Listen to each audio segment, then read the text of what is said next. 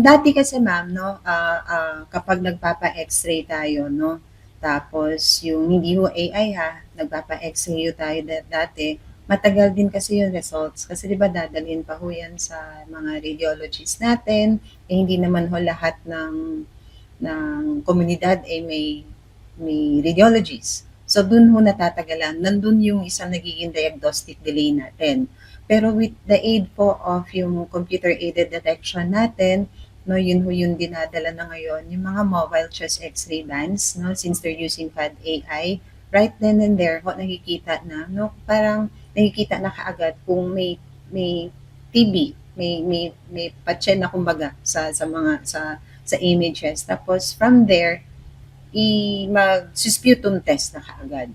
When it comes to treatment, no, dapat po talaga we should be sustainable on our own, not really rely on more. Actually, the international funders, it helps us, no?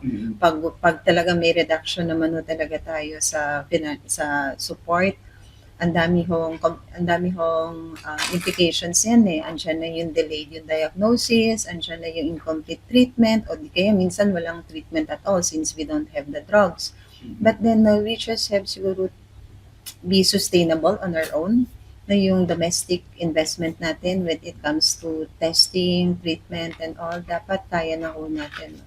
Kadalasan actually yung mga nakikita naming pasyente medyo nasa late na ng disease namin nakikita kasi nga akala nila pangkaraniwang ubo lang, kaya lang siyang gamutin ng kung anong mga over-the-counter medicines, ganun. Pero yun pala, hindi siya gumagaling. So medyo late na namin nakikita yung mga ibang pasyente. IEC materials po ma'am, medyo siguro yun ang kailangan ng support din.